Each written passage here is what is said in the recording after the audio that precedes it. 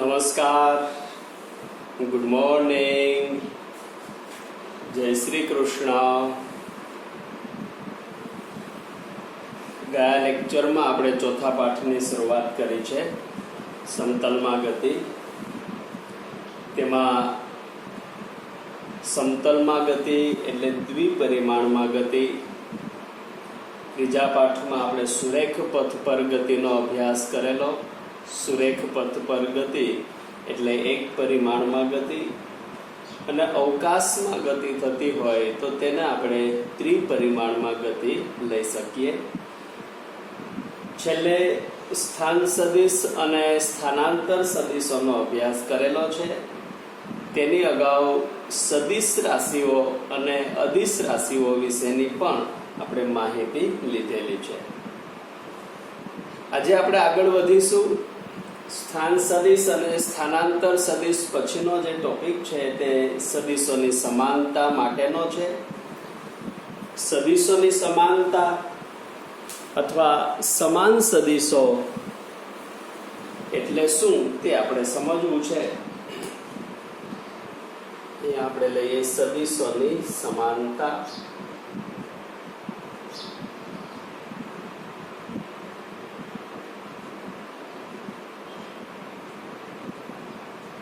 અથવા સમાન સદિશો. સમાન સદિશો એટલે શું? કેવા સદિશોને સમાન સદિશો ગણી શકાય? તો કે જે સદિશોના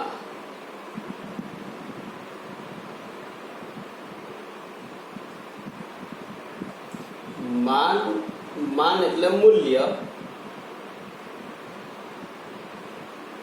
જે સદિશોના માન અને દિશા સમાન હોય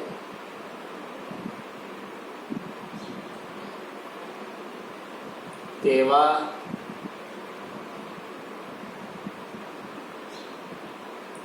સદિશોને સમાન સદિશો કહે છે.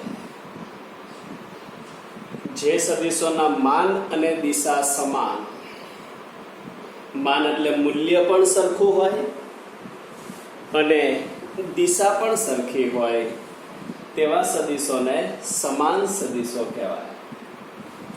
દાખલા તરીકે આપણે અહીંયા બે સદિશોને આ રીતે આકૃતિમાં દર્શાવીએ. ધારો કે કોઈ એક સદિશ એ, આ સદિશ એ, એને આપણે ઓપી વડે પણ દર્શાવી શકીએ. સદિશ ઓપી અને સદિશ એ બંને એક જ કહેવાય. એવી રીતે બીજો સદિશ આપણે દર્શાવીએ. આ સદિશ બી,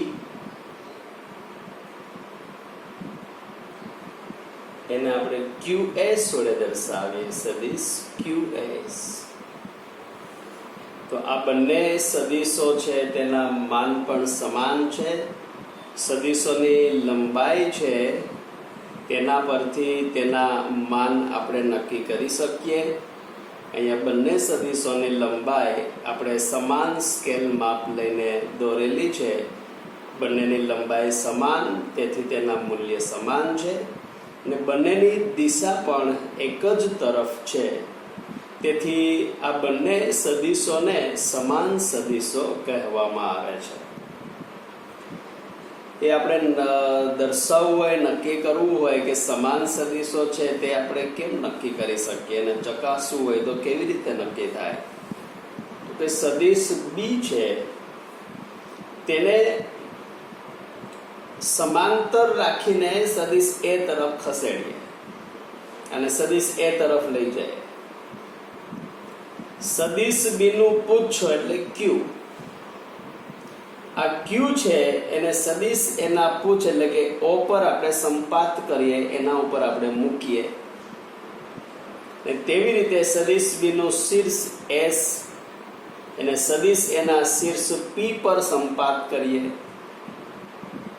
તો સદિશ બીનું પુચ્છ ઓપર સંપાત થાય ત્યારે સદિશ એસ બીનું શીર્ષ એસ એ સદિશ એના શીર્ષ પી પર સંપાત થાય છે.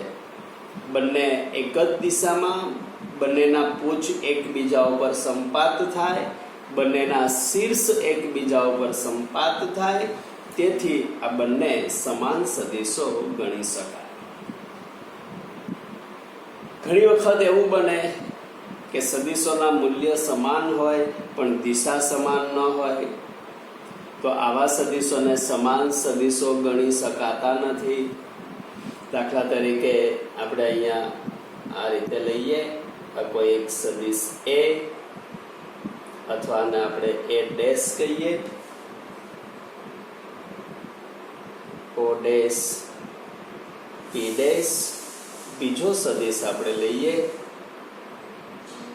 આ સદિશ બી ડેશ, સદિશ બી ડેશ એટલે ક્યુ ડેશ એચ ડેશ. આ બંને સદિશોની લંબાઈ સરખી, તેથી તેના માન આપણે સરખા ગણી શકીએ, પરંતુ તેની દિશા સમાન નથી. સદિશ બી ડેશના પુચ્છ ક્યુ ડેશને જો સદિશ એ ડેશના પુચ્છ ઓ ડેશ પર આપણે સંપાત કરીએ તો બંનેના શીર્ષ એકબીજા ઉપર સંપાત થશે નહીં. બંનેના શીર્ષ પણ એકબીજા ઉપર સંપાત થવા જોઈએ, તો તેને સમાન સદિશો ગણી શકાય. પરંતુ અહીંયા બંનેના શીર્ષ જુદી જુદી દિશામાં છે, તેથી આ બંને સદિશોના મૂલ્ય સમાન હોવા છતાં પણ તેમની દિશા અલગ અલગ હોવાથી આપણે તેમને સમાન સદિશો ગણી શકતા નથી, અને આપણે સમાન સદિશો કહી ના શકીએ. સમાન સદિશો છે ને આ રીતે આપણે લખી શકીએ. અહીંયા સદિશ એ અને સદિશ બી બંને સમાન છે, તેથી સદિશ એ બરાબર સદિશ બી. જ્યારે આના માટે સમાન ન થાય, સદિશ એ નોટ ઇક્વલ ટુ સદિશ બી. આ બંને સમાન સદિશો નથી. તો સદિશો સમાન ક્યારે ગણી શકાય? તો કે તેમના મૂલ્ય અને દિશા બંને સમાન હોવું જોઈએ. જો માત્ર મૂલ્ય સમાન હોય, દિશા સમાન ન હોય તો એ સમાન સદિશો નથી.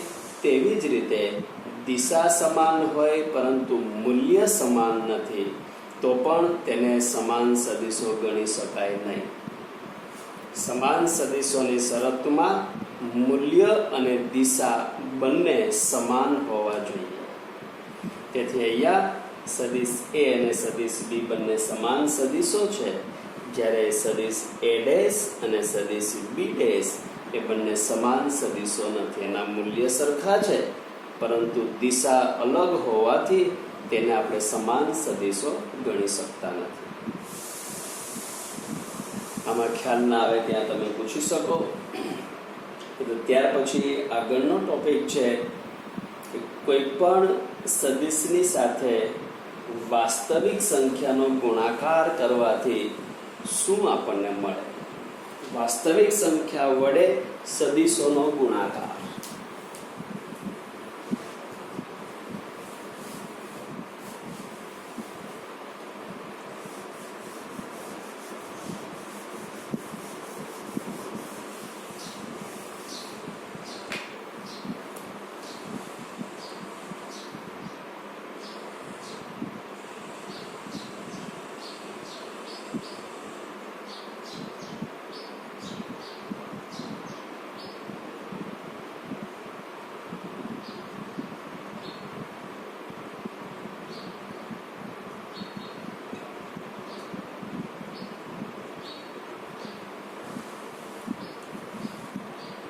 વાસ્તવિક સંખ્યા વડે સદિશોનો ગુણાકાર. કોઈ પણ સદિશને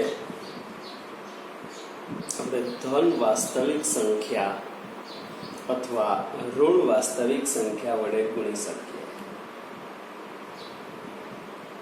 જો કોઈ પણ સદિશને ધન વાસ્તવિક સંખ્યા વડે ગુણવામાં આવે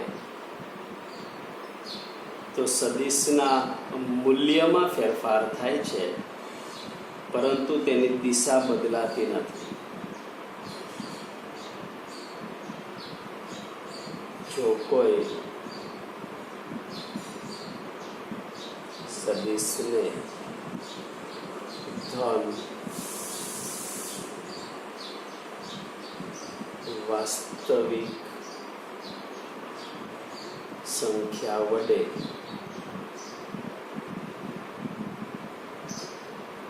ગુણવામાં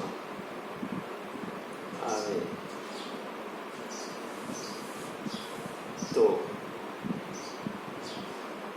તેનું મૂલ્ય બદલાઈ શકે, પરંતુ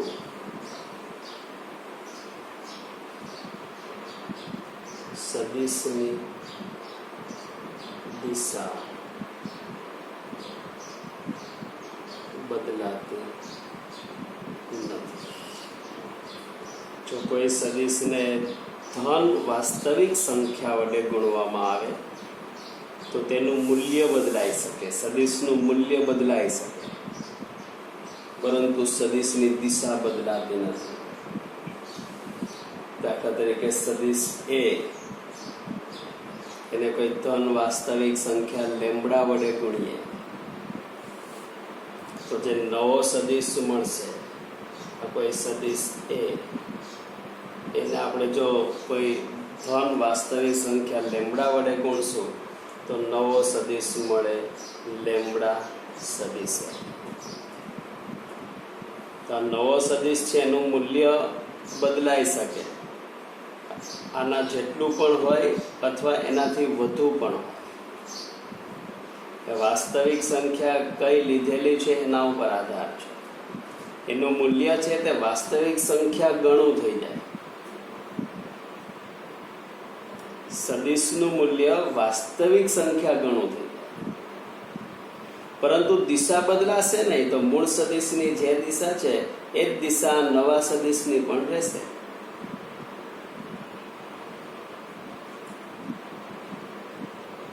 અને આ રીતે લખાય લેમ્બડા સદિશે. તો એનું મૂલ્ય લેવું હોય તો આમ પણ લખી શકાય લેમ્બડા સદિશ એ આમ લખાય, અથવા લેમ્બડાને બહાર લઈ લે માનાંકમાં સદિશે આ રીતે પણ લખી શકાય.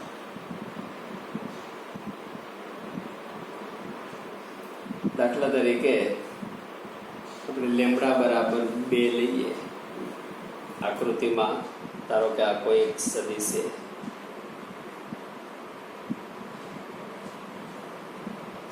લેમ્બડા બરાબર આપણે 2 લઈએ, ધન વાસ્તવિક સંખ્યા લેમ્બડા બરાબર 2 લેતા તો નવો સદિશ શું મળશે?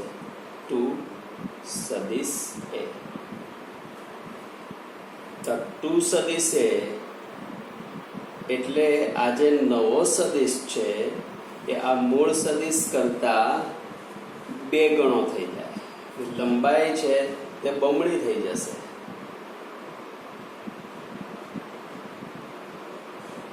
આ સદિશ છે તેની લંબાઈ, એનું મૂલ્ય છે તે બમણું થઈ જાય, પણ તેની દિશા બદલાતી નથી. મૂળ સદિશની જે દિશા એ જ આ નવા સદિશની દિશા થાય.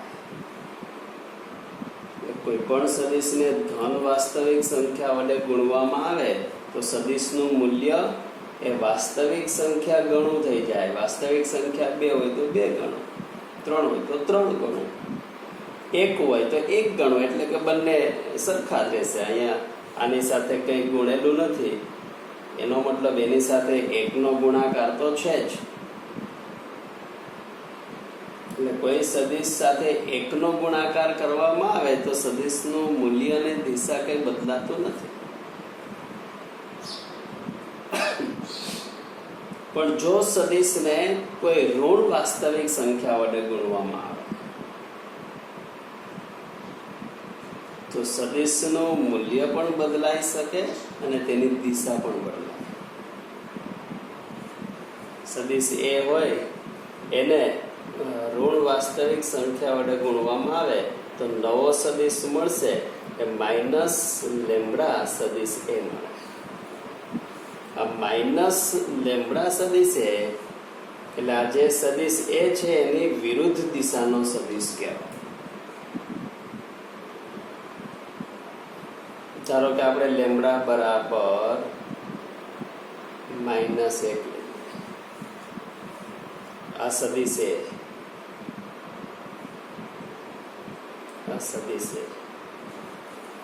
લેમ્બડા બરાબર -1 એટલે સદિશ એની સાથે -1 નો ગુણાકાર કરવામાં આવે એટલે નવો સદિશ શું મળે? માઇનસ સદિશ એ ઋણ સદિશ. આ માઇનસ સંજ્ઞા છે સદિશની ભાષામાં માઇનસ સંજ્ઞા એ વિરુદ્ધ દિશા બતાવે છે. આ સદિશ એ જ્યારે માઇનસ સદિશ એ એટલે આ વિરુદ્ધ દિશા થઈ, વિરુદ્ધ દિશા, તો આ સદિશ થશે માઇનસ સદિશ એ.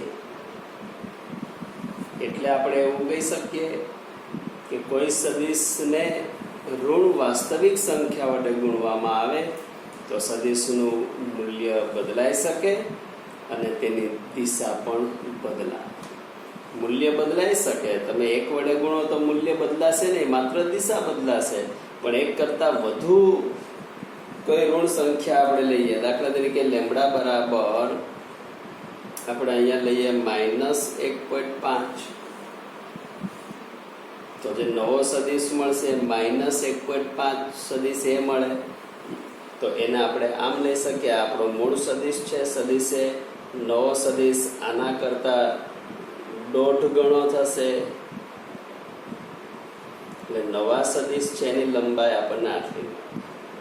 આ સદિશ છે -1.5 સદિશ એ. ઋણ સંજ્ઞા એ આની વિરુદ્ધ દિશા બતાવે છે. ઋણ સંજ્ઞા એ સદિશ એની વિરુદ્ધ દિશા બતાવે છે અને -1.5 સદિશ એ. તો આમ કોઈ પણ સદિશ સાથે આપણે વાસ્તવિક સંખ્યાનો ગુણાકાર કરીએ ત્યારે સદિશનું મૂલ્ય બદલાઈ શકે. જો ધન વાસ્તવિક સંખ્યાનો ગુણાકાર હોય તો દિશા બદલાતી નથી, પરંતુ ઋણ વાસ્તવિક સંખ્યા વડે ગુણાકાર કરીએ તો દિશા વિરુદ્ધ થઈ જાય છે.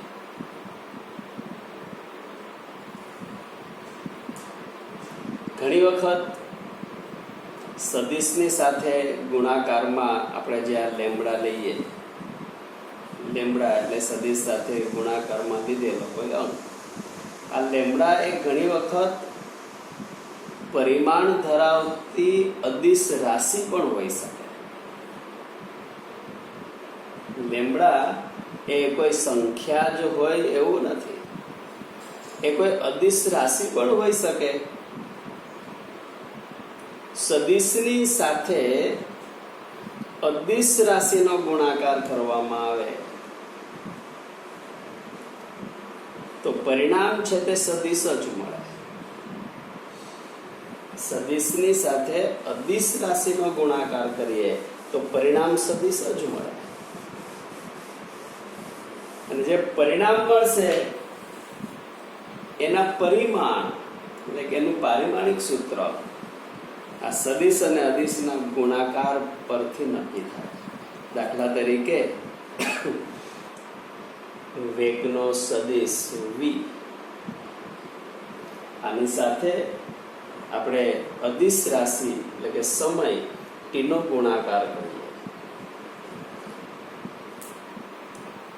વેગના સદિશ v સાથે, વેગ એ સદિશ રાશિ છે, તેની સાથે આ અદિશનો ગુણાકાર કરીએ તો અહીંયા આપણને સ્થાનાંતર સદિશ મળશે.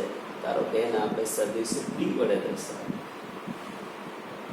એટલે સદિશની સાથે કોઈ અદિશનો પણ ગુણાકાર કરી શકાય.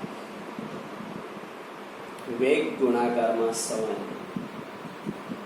તો જે પરિણામ મળશે આ સદિશ છે તેની સાથે અદિશનો ગુણાકાર કરીએ તો પરિણામ તો સદિશ જ રહેશે. પરિણામ અદિશ બનતું નથી, પરિણામ સદિશ જ રહેશે. અને આનું પારિમાણિક સૂત્ર એ આ બંનેના પારિમાણિક સૂત્રના ગુણાકાર પરથી નક્કી થાય. તો આ રીતે આપણે કોઈ પણ સદિશ સાથે વાસ્તવિક સંખ્યાનો ગુણાકાર કરીએ તો સદિશમાં શું ફેરફાર થાય તે સમજી શકીએ. ત્યાર પછી આગળનો ટોપિક છે સદિશોના સરવાળા અને બાદબાકી.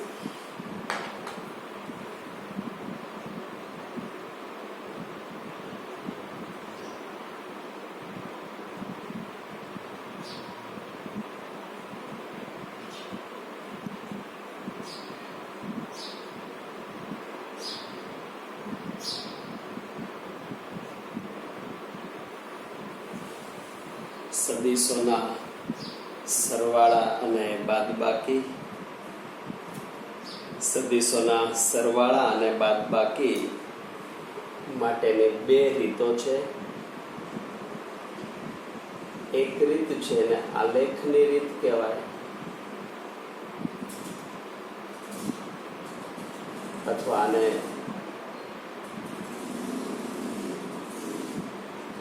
ભૌમિતિય રીત પણ કહે. બીજી રીત છે સરવાળા બાદબાકી માટેની, એને બેઝિક રીત કહેવાય.